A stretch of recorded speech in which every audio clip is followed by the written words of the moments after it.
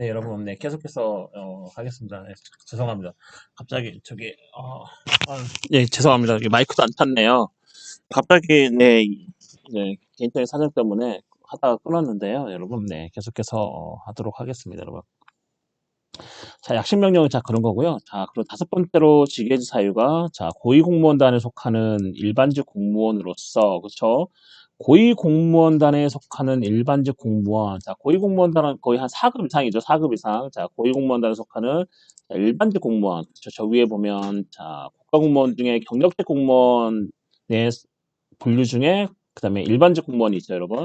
자, 그래서 이 일반직 공무원, 네, 일반직 공무원에 속하는 고위공무원단에 속하는 자 일반직 공무원으로서 자 제70조 제2, 제1항 제2호부터 제5호까지 사유로 적격 심사를 요구받은 자 한번 찾아보세요. 제70조 70조의 2, 제1항 제2호부터 제5호까지 사유로 적격 심사를 요구받은 자는 자 뒤에 이제 사유가 됩니다, 여러분.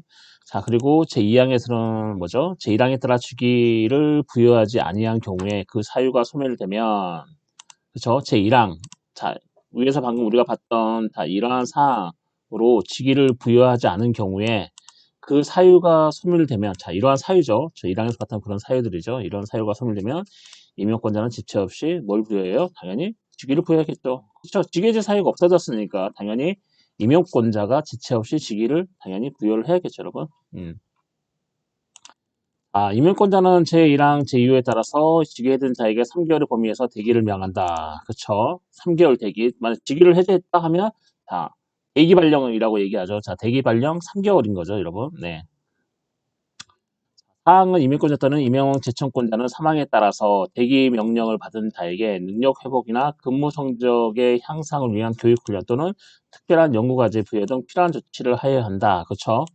여러분, 이 공무원이 국가의 돈을 받는 거기 때문에 직위 해제를 당했다 해서 직위가 없다 해서 노는 게 아니야, 3개월 동안. 그럼 좋죠, 여러분. 물론 직위 해제 받은 거는 좋지 않지만 직위 해제 3개월 동안 받으면서 돈이 나올 텐데 펑펑 놀게 되는 거죠, 여러분. 자, 그런 것들을 방지하기 위해서 임용권자는 어떤 임용제청권자가 뭘 할 수 있냐면 뭐 어떤 근무성적 향상을 위한 어떤 교육훈련을 뭐 받았는데 또 능력 회복 뭐 이런 걸로 인한 어떤 교육 훈련, 능력 회복의 어떤 교육 훈련, 그다음에 어떤 특별한 연구 과제 부여 이제 등의 어떤 이런 필요한 조치를 해가지고 3개월 동안에도 계속해서 어떤 업무를 할 수 있도록 조치하는 겁니다, 여러분.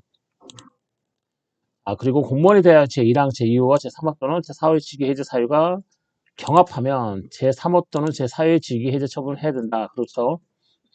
자, 공무원에 대하여 제1항, 제2호, 제3호, 그쵸. 제2호하고 제3호. 자, 직무수행 능력 부족, 근무 성적이 극히 나쁜 자하고 파면해임, 강등처분, 동작에 해당하는 자가 징계 의결이 요구 중인 자. 자, 이게 경합하면 또는 사후의 직위, 그쵸. 형사사건으로 기소된 자, 이 2, 3, 4호가 이 세 가지가 한꺼번에 경합을 하는 거죠. 얘를 직위해제시키는데 직무수행도 부족해, 근무 성적도 나빠, 그 다음에 어떤 사고를 쳐서 징계 의결도 올라가 있어, 그 다음에 또 형사사건에 또 휘말렸어요.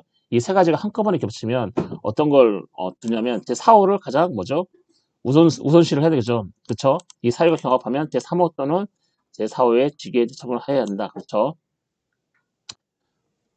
결국 그런 거죠, 여러분. 네. 2호, 3호, 4호가 다 셋 다 걸려 있으면 결국에는 직위해제 처분할 때 제일 나쁜 걸로 하라 이거죠. 예. 그러니까 직무수행 능력 부족해서 직위해제를 한다 이렇게 하는 게 아니고요. 3호나 4호를 얘기를 해야 된다는 거죠. 징계 의결이 요구돼서 직위해제를 한다 또는 형사사건으로 기소가 됐기 때문에 직위해제를 한다. 자, 기소 사유가 직위해제 사유가 3호나 4호로 해야 된다는 거죠. 어느 때? 2호, 3호, 4호가 한꺼번에 경합할 때 한 사람에서 이해하시나요? 네, 넘어갈게요. 자, 공무원의 헌법상 지위를 볼까요? 자, 공무원 헌법상 지위는 제7조 제1항, 제2항에 나와 있는데 헌법에서 뭐라고 하고 있냐면 자, 공무원은 국민 전체에 대한 봉사자이다 이렇게 하고 있습니다, 여러분. 공무원은 헌법 제7조 제1항에서 공무원은 국민 전체에 대한 봉사자이며 그리고 국민에 대하여 책임을 진다 라고 되어 있고요. 계속해서 제2항 뭐라고 하고 있냐면 자, 공무원의 신분과 그 다음에 또 뭐예요? 제일 중요한 정치적 중립성은 지켜야 한다라고 헌법에서 했나요? 네, 그렇게 말하지 않았죠, 여러분. 자, 공무원의 신분과 정치적 중립성은 자, 법률이 정하는 바에 의해 보장된다. 이렇게 돼 있죠. 자, 공무원 신분하고 정치적 중립성은 헌법이 직접 다이렉트로 헌법석에 규정하지 않고 뭐라고 하고 있냐면 법률에 위임한다. 즉 법률 유보의 원칙에 따르고 있는 거죠. 자, 법률이 어떻게 정하는지에 따라서 너네들 공무원의 신분이 보장이 되고 그 다음에 너네들 정치적 중립성이 어디까지 보장이 된다. 이런 거죠.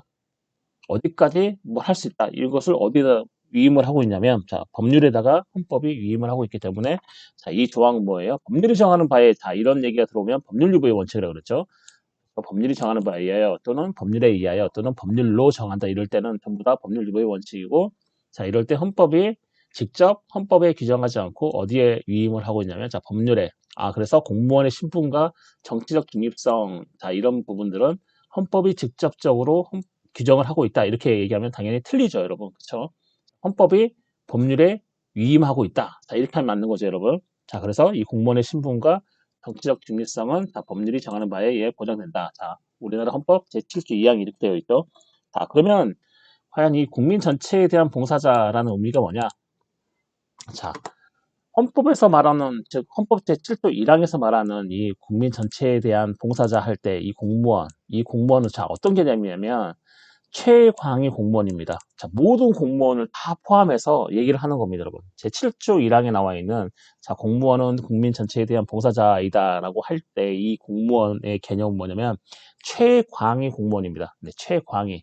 그러니까 엄청 넓게 해석된 공무원, 즉 공무원의 범위를 넓게 보는 거죠. 너도 공무원, 나도 공무원. 자, 이렇게 넓게 보는 공무원의 개념을 우리는 최광의, 그러죠. 최광의 공무원이라고 하는데 헌법 제7조 1항에서 말하는 이 공무원은 결국에는 넓은 의미에서 공무원입니다. 그러니까 뭐 이 사람도 그렇고 저런 그렇고 내가 국가에 한 번 계약해서 일일 동안 국가를 위해서 일을 하는데 또 공무원을 수하는데 자 그런 사람도 공무원으로 보고 다 이렇게 최광의 개념으로서의 공무원이 헌법 제7조 1항에서 얘기하고 있는 이 공무원인데 이 공무원 그렇죠. 따라서 이제 이 공무원은 최강의 공무원으로서 뭐 경력직이라든지 또는 특수 경력직뿐만 아니고 그렇죠. 자, 국가공무원은 경력직 공무원과 특수경력직 공무원으로 나눈다 그랬죠. 자, 이런 국가공무원뿐만 아니고 자, 일시적으로 공무를 위탁받아 종사하는 공무수탁사인. 자, 공무수탁사인은 뭐냐면 자, 우리가 공무원이 계속해서 경련할 때까지 또는 임기가 정해져서 임기조 공무원처럼 뭐 1년이든 2년이든 3년이든 뭐 이렇게 하는 공무원이 아니고 공무수탁사인은 단 하루 공무를 위탁받았습니다. 국가로부터 또는 공공단체로부터 공적 업무를 위임받아서 처리하는 사람을 우리는 공무 수탁사인이라고 얘기하죠. 자, 공무를 수탁받아서 처리하는 민간인, 사인이죠. 그래서 공무 수탁사인이라고 하는데 이렇게 또 일주일 또는 하루 뭐 이렇게 이제 국가의 업무를 맡아서 처리하는 이런 공무 수탁사인도 뭐로 보냐? 헌법 제7조 1항에서 말하는 이 공무원의 개념에 포함된다. 자, 이런 거죠, 여러분.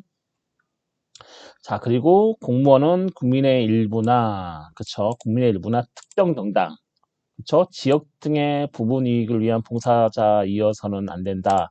그게 바로 뭐냐면, 국민 전체에 대한 봉사자라는 개념입니다, 여러분. 자, 공무원은 결국에는 국민 전체에 대한 봉사자지, 무슨 개인의 이익이나 또는 특정, 특정, 인원, 특정 국민, 어떤 봉사자라든지 또는 뭐 국민의 일부라든지 또는 특정 정당 또는 뭐 지역 등의 어떤 부분 이익을 위한 봉사자가 아니라는 의미가 바로 헌법 제7조 1항에서 말하는 자 국민 전체에 대한 봉사자다. 자 이렇게 볼 수가 있습니다, 여러분.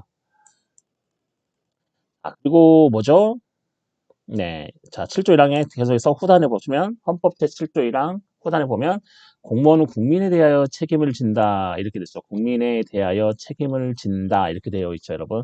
자, 이럴 때 이 책임의 의미는 뭐냐? 이게 바로 법적인 책임이냐? 만약에 법적인 책임이면 당연히 국민에 대해서 벽적인 책임을 진다면은 나만 할 공무원이 없을 겁니다, 여러분. 네, 그렇겠죠, 여러분. 공무원이 어떤 뭐 불친절을 한다든지 또는 공무원이 뭔가 일을 했을 때 무슨 가벼운 실수를 한다든지 아니면 뭐 민원이 국민을 엄청나게 많이 주민등록등본 하나 떼는데 기다리게 했다든지 막 이런 어떤 사유로 인해 가지고 태클 걸릴 게 되게 많겠죠, 여러분.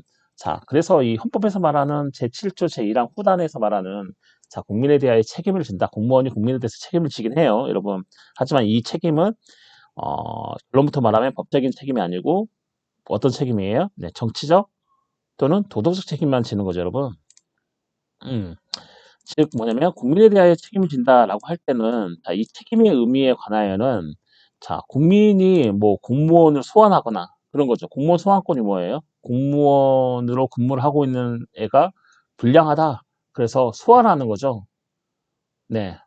국민 소환권처럼 소환해서 그 사람을 자를 수 있는 게 소환권입니다, 여러분. 그래서 무슨 공무원 소환권이나 또는 파면, 네, 파면권이 인정되지 않습니다. 국민이 직접 공무원의 어떤 공무원을 소환하거나 파면하는 게 인정되지 않죠. 예를 들면 대통령도 국회의원도 뭐예요? 선출직 공무원인 거죠. 우리가 국회의원 지금 현재 뭐 자기가 뽑은 국회의원이 마음에 안 든다 해서 우리가 소환할 수 있어요? 바로 파면 가능하나요?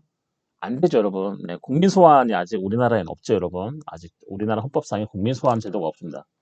그런 것처럼 이 공무원 소환권도 마찬가지고 파면권이 인정되지 않습니다. 국민이 하는 것들은. 따라서 이제 여기에서 말하는 헌법 제7조이랑 구단에서 말하는 국민에 대하여 책임을 진다라고 할 때는 이건 이제 법적인 책임이 아니라는 얘기인 거죠, 여러분. 즉 정치적이고 윤리적인 책임이라고 보는 것이 다수설입니다, 여러분. 즉 정치적 책임을 지는 거죠. 정치적 책임이라는 게 뭐죠, 여러분? 선거를 통한 책임인 거죠. 내가 뽑았는데 제가 마음에 안 들어. 그럼 우리는 제한테 정치적 책임을 물을 수 있는데 그 정치적 책임을 뭘로 물어요? 만약 국회의원이 마음에 안 든다? 그러면 4년 뒤에 다시 국회의원 선거할 때 쟤를 안 뽑으면 되는 거죠. 그게 바로 정치적 책임을 국민이 해당 공무원에게 묻는 방식이죠, 여러분. 즉, 정치적 책임은 자, 선거를 통해서 묻는다. 자, 이런 거죠, 여러분. 그쵸? 자, 국회는 또 뭐예요?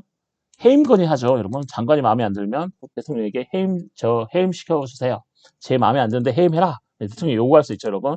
자, 해임 권유권에 대한 책임을 들 수 있고, 그렇다고 국회가 어떤 장관이 마음에 안 들어서 대통령에게 해임 건의를 하는데 대통령 반드시 해임을 해야 되나요, 여러분? 아니에요. 대통령은 해임 건의, 이건 해임 요구권, 건의권인 거지 반드시 해임을 해야 된다는 그런 해임권이 아니기 때문에 대통령은 국회에서 그렇게 의결해서 어떤 뭐 법무부 장관, 요즘에 한참 문제되는 어떤 법무부 장관 혹시 예를 들어서 네, 뭐 지금 추미애 장관을 예를 들어서 뭐 국회에서 뭐 의결을 해가지고 의결될 리는 없겠죠, 여러분. 네. 당이 더불어민주당이라서 여튼 예를 들어서 이렇게 해임 건의해달라고 올라오면 대통령은 해임을 반드시 해야 되는 건 아니에요. 왜냐면 그 해임 건의권에는 법적 구속력이 없기 때문에 대통령은 해임을 해도 되고 해임을 하지 않아도 되는 거죠, 여러분. 하지만 해임을 안 했을 경우에는 뭐예요? 야당과의 관계가 뭐죠? 멀어지겠죠, 여러분. 파이팅 되겠죠, 여러분. 네. 지금 그런 상황이 있는 거죠, 여러분. 사실은. 네. 자, 그래서 자, 국회 해임 건의에 대한 책임을 질 수 있고, 자, 공무원에 대한 책임. 그 다음에 공무원에게 법적 책임이 인정되는 경우로는 국가배상 청구권이라든지 또는 탄핵에 의한 책임, 그 다음에 공무원의 직무에 대한 형사상 책임 등이 있는 거죠, 여러분. 그쵸? 네, 탄핵은 뭐예요? 헌법이나 법률에 위배되는 행동을 했을 때 탄핵 대상자 공무원이 그럴 때 탄핵이 되는 거죠, 여러분.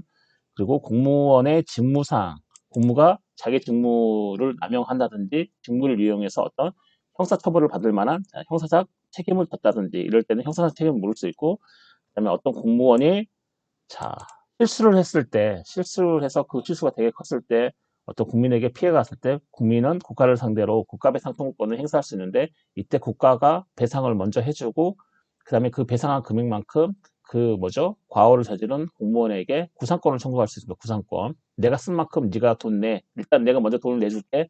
하지만 너한테 이 돈을 추징할 거야. 이게 바로 구상권이라는 건데, 자, 이런 구상권이 행사되는 경우에 어떤 국가배상 청구권을 어, 뭐죠? 국가배상 청구권이 공무원의 법적인 책임으로 네, 포함되는 거죠, 여러분. 네. 이해하시나요, 여러분? 자, 공무원에게 법적 책임이 인정되는 경우죠, 경우. 자, 경우로는 만약 국가가 국가배상 청구권을 한다든지 또는 탄핵에 의한 어떤 책임을 물을 수 있고, 그 다음에 공무원이 직무에 대한 어떤 형사상의 책임을 물을 수 있다. 자, 이런 것들은 공무원의 법적인 책임이고, 단순히 헌법 제7조 1항 후단에서 말하는 국민에 대해 책임을 진다. 자, 이거는 정치적 또는 윤리적인 책임만을 말한다. 이게 바로 다수설이다라고 볼 수가 있습니다, 여러분.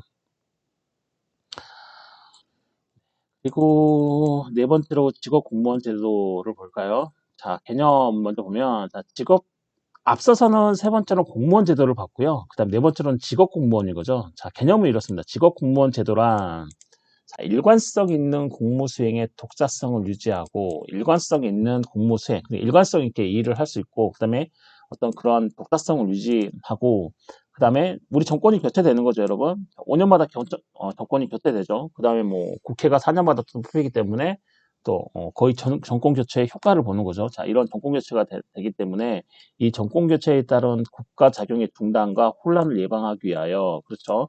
정권이 교체될 때마다 이 공무원이 바뀌어 보세요, 한번. 만약에 우리가 지금 현재 뭐 동사무소에서 일하는 어떤 공무원 전체가 정권이 바뀔 때마다 계속 바뀐다고 생각해 보세요. 당연히 뭐죠? 국가 작용이 중단이 되겠죠. 그다음에 뭐에 혼란이 오겠죠, 여러분.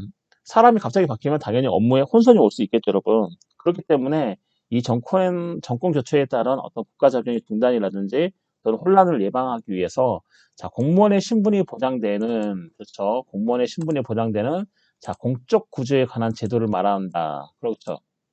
예를 들면 그런 거죠. 직업 공무원 제도는 쭉 그냥 직업적으로 공무원을 하는 거예요. 공무원을 직업으로 하고 있는 사람은 우리는 직업 공무원 제도라고 얘기하고, 자, 직업 공무원 제도를 두는 이유는 결과적으로 뭐예요?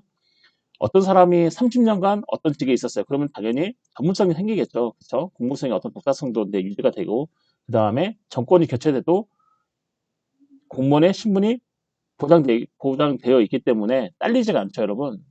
해임되지가 않죠. 네. 예를 들면 사직서를 안 써도 되는 거죠. 그래서 그 어떤 국가 정권 교체에 따른 어떤 국가 작용의 뭐 중단이라든지 그런 혼란들을 예방하기 위해서 자, 직업 공무원 제도를 우리 헌법에 두고 있습니다, 여러분. 자, 이 직업 공무원 제도를 최초로 규정한 것은 바이마르 헌법이고, 자, 한국 헌정사에서는 제2공화국 헌법에서 처음으로 직업 공무원 제도를 뒀죠, 여러분. 1900 뭐예요? 60년대, 네, 그렇죠. 60년에서 61년까지죠. 61년 초까지죠. 4월 달까지인가? 그렇죠. 아, 3월 달까지인가? 네.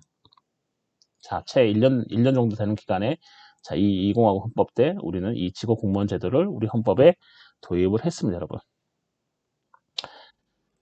범위는 다 헌법 제7조 1항의 공무원의 범위, 그쵸? 헌법 제7조 1항의 공무원은 최광의 공무원인 거죠, 여러분. 넓은 의미에서 공무원이 다 포함됐죠, 여러분. 그래서 이 직업 공무원 제도에서 이 공무원은 헌법 제7조 1항에서 말하는 공무원의 범위가 다릅니다, 여러분. 자, 이 직업 공무원은 다 일반직, 특정직 같은 경력직 공무원만을 의미하고, 그렇죠, 여러분? 자, 직업 공무원 제도 중에 자 국가공무원법에 보면 자 국가공무원은 뭘로 나눠요? 경력직 그쵸 하고 특수 경력직으로 나누는데 자 경력직 중에 뭐가 있어요? 일반직 있고 특정직 있죠. 그렇죠?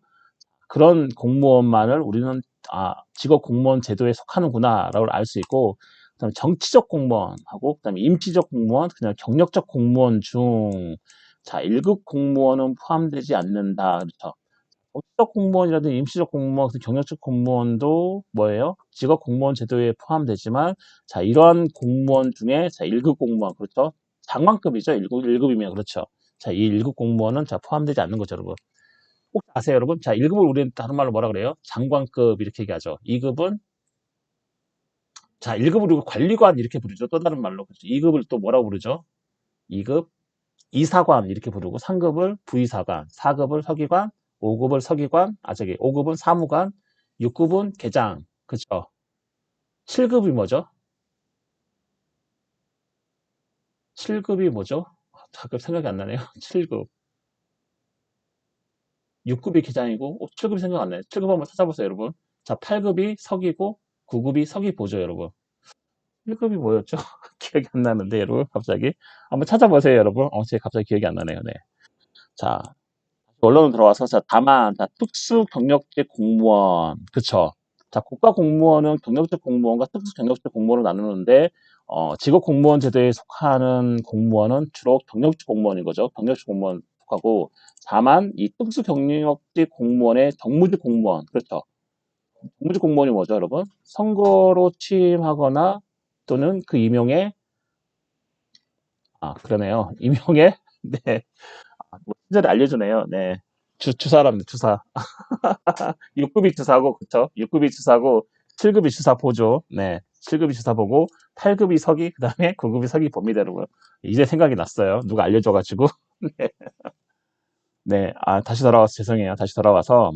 자, 그 직업 공무원 제도 중에 공무원은, 자, 국가 공무원이 경력직 공무원과 특수 경력직 공무원으로 나누는데, 자, 주로 경력직 공무원은 다 직업 공무원의 제도에서 말하는 공무원으로 들어가는데, 자, 다만 이 특수 경력직 공무원의 정무직 공무원, 그러니까 정무직 공무원은 선거로 취임하거나 임용 시 국회에 승인이 필요하죠. 또는 무슨 고도의 어떤 정책 결정에서 보조하는 그런 공무원을 우리 정부직 공무원이라고 하는데, 자, 이런 정부직 공무원 중에서 신분 보장과 정치적 중립성이 요구되는 경우가 있습니다, 여러분.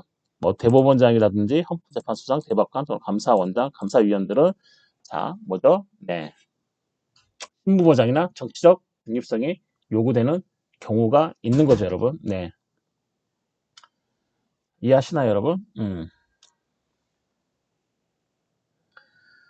그리고 내용을 볼까요? 자, 내용을 보면 자, 공무원의 신분 보장, 즉 공무원이 특정 정당이나 이익의 보호가 아닌 자, 국민 전체의 이익을 위해 업무를 수행하려면 당연히 공무원의 신분이 보장돼야겠죠, 여러분. 자, 본인의 의사에 반해서 파면되거나 다른 뭐예요? 다른 곳으로 전출을 안 가는 거죠, 여러분. 자, 그런 것 그게 뭐냐면 공무원의 신분보장이라는 겁니다, 여러분. 본인의 의사에 반해서 파면되거나 또는 직위 해제되거나 또는 다른 곳으로 전출 가거나 자 이렇진 않아요, 여러분. 네, 자, 그게 공무원 신분보장이고, 만약에 공무원이 신분보장이 되지 않는다면, 그거 공무원 제도가 제대로 유지가 될까요? 정권 바뀔 때마다, 야, 특정 정당, 즉, 뭐, 예를 들어서 국민의힘이, 야, 너는 우리를 지지해야지, 우리를 도와줘야지, 너 안 도와주면 우리가 정권 잡을 때도 자를 거야, 그러면 당연히 그 공무원 신분보장이 안 되겠죠. 그렇기 때문에 이 공무원의 신분보장이 있는 겁니다, 신분보장. 아, 공무원이 어떤 특정 정당이라든지 어떤 일부의 어떤 이익의 보호가 아닌 국민 전체의 어떤 이익을 위해서 업무를 수행하려면 당연히 공무원의 신분이 보장돼야 된다. 자, 이런 거죠, 여러분.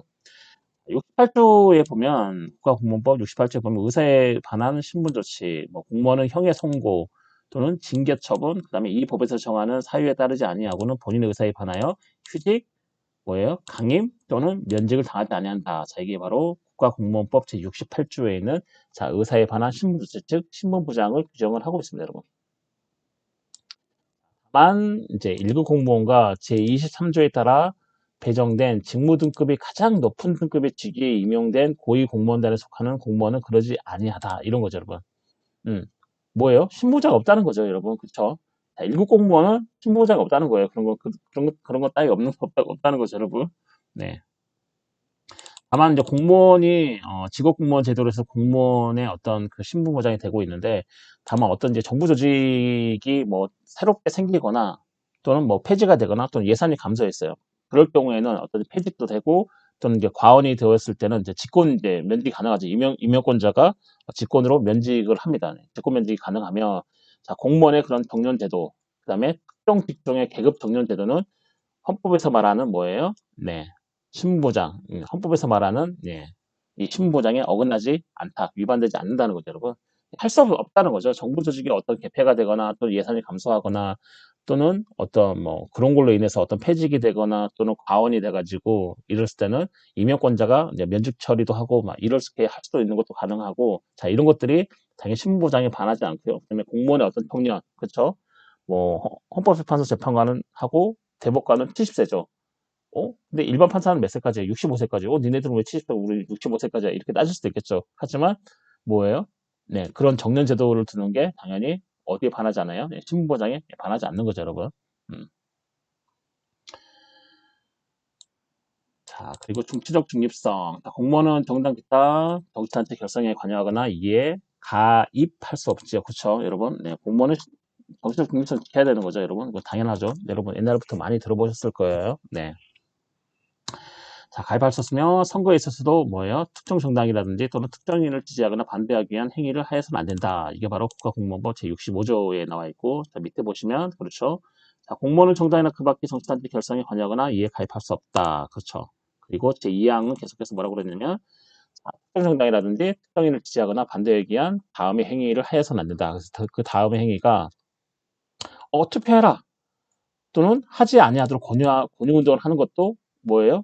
정치적 중립성에 위반되고 그다음에 서명 운동을 주재하거나 권유하는 것, 기도하거나 주재하거나 권유하는 그 자체도 정치적 중립성에 위반되는 행위고요. 공무원이 그다음에 문서나 도서를 공공시설 등에 게시하게 하는 것도 당연히 정치적 중립성 위반이고요. 자, 기부금을 모집하거나 또는 모집하게 하거나 공공자금을 이용 또는 이용하게 하는 것도 마찬가지고 그다음에 타인에게 정당이라든지 어떤 뭐 그 밖에 정치단체에 가입하게 하거나 가입하지 아니하도록 권유하는 그런 운동 그다음에 뭐 공무원이 다른 공무원에게 방금 우리가 얘기했던 것처럼 제1항과 제2항에 위배되는 행위를 하도록 요구하거나 또는 정치적 행위에 대한 어떤 보상 또는 보복으로서 이익 또는 불이익을 약속한다거나 뭐 이런 것들인 거죠. 그 다음에 이런 거 다 외에 어떤 정치적 행위 금지에 관한 한계는 어떤 이제 국회 규칙이라든지 어떤 대법원 규칙, 헌법재판소 규칙, 중앙선거관리위원회 규칙 또는 대통령령으로 정할 수가 있습니다. 즉 국가공무원법 제 몇 조예요? 65조죠, 여러분. 65조에 공무원의 정치운동의 금지가 나와 있는데 여기에서 규정하고 있는 거 외에 공무원이 정치적 행위 금지에 관한 그런 한계들은 뭘로 정하냐면 자 국회에서 근무하는 국회 공무원은 국회 규칙으로 그다음에 대법원에서 근무하는 대법원 공무원은 대법원 규칙으로 헌법재판소는 헌법재판소 규칙 그다음에 중앙선관위는 중앙선관위 규칙으로 정치운동 어떠한 게 이건 해서는 안 된다라고 규칙으로 각 기관에서 따로 또 정하고 있습니다 여러분. 특성에 맞게 정하겠죠 여러분. 그 기관의 특성에 맞게. 네. 실적주의를 볼까요? 자, 직업공무원 제도는 직위분리제를 전제로 공무원의 임용과 승진이 시험 성적, 근무 성적, 그다음에 기타 능력의 실증에 의하여 이루어져야 한다. 그쵸? 이걸 바로 우리 뭐라 하면 능력주의라는 거죠. 자, 야, 너 공무원, 너 뭐예요? 승진하고 싶냐? 그럼 실적이 있어야 된다. 실적이 뭐냐? 공무원의 어떤 임용과 승진이 당연히 어떤 시험 성적이라든지 또는 근무 성적이라든지 기타 어떤 이제 그 공무원의 능력을 검증할 수 있도록 어떤 그런 것들이 마련돼서 자, 그런 것들로 뭐예요? 공무원이 승진도 하고 임용도 돼야 된다는 얘기죠, 여러분. 그걸 바로 우리 뭐라 그러면 능력주의라고 얘기합니다. 능력주의. 자, 공무원의 어떤 승진과 임용에 있어서요. 우리나라 헌법은 자, 능력주의를 요구하고 있는 거죠, 여러분. 하지만 능력주의 예에는 뭐예요? 절대 불가인가요? 아니에요, 여러분. 네. 그렇게 말하면 틀려요. 능력주의. 우리는 공무원의 임용과 승진에 있어서 능력주의는 맞는데 능력주의 예외는 없다라고 얘기하는 건 틀려요, 여러분. 능력주의 예외가 있어요, 여러분. 예외는 있는데 자, 능력주의 예외가 받아들여지려면 정말로 엄격한 합리적인 이유가 있으면 자, 능력주의 예외가 받아들일 수 있습니다. 비능력주의가 받아들일 수 있습니다, 여러분. 네. 예를 들면 뭐 예전에 우리 영조대왕처럼 3살에 뭐예요? 대학과 중용을 뗐다든지 막 이런 소리 있으면 돼요. 네. 네, 하여튼 그런 훌륭하다. 네, 누가 봐도 태클을 걸지 않고 누가 봐도 쟤는 인정 이렇게 하면 되는 거죠, 여러분. 하지만 기본적으로 공무원의 임용과 승진은 우리나라는 능력주의에 달려 있고 만약에 능력주의 예외도 절대 불가한 게 아니고 능력주의 예외도 포함이 되긴 하는데 이 능력주의 예외가 해당이 되려면은 정말 엄격한 어떤 합리적인 이유 누가 봐도 오케이 할 수밖에 없는 그런 합리적인 이유가 있어야지만 뭐예요? 능력주의 예로 갈 수가 있습니다, 여러분. 네. 자, 여기까지 해서 우리는 이제 오늘 수업을 마치고 종강의 마지막 수업을 마쳤습니다, 여러분. 네. 그리고 자, 제가 앞서서 얘기했듯이 기말 대체 과제는 지방자치제 제도에 대해서 하는 거고요, 여러분. 자, 이게 제가 목차를 써놨어요. 자, 이 목차에 맞게 쭉 작성하셔가지고 네, 기말고사 그 주 금요일에서 토요일로 넘어가는 자정, 그쵸? 자정까지 이 클래스 기말고사 대체 과제방에 올려놓으시면 제가 이쁘게 채점을 해서 여러분에게 이쁜 점수를 네, 줄 수 있도록 그렇게 하겠습니다, 여러분. 여러분 한 학기 동안 되게 수고 많으셨고, 네, 다음에 네, 또 볼 수 있으면 뵙도록 하겠습니다. 여러분 대단히 수고 많으셨습니다.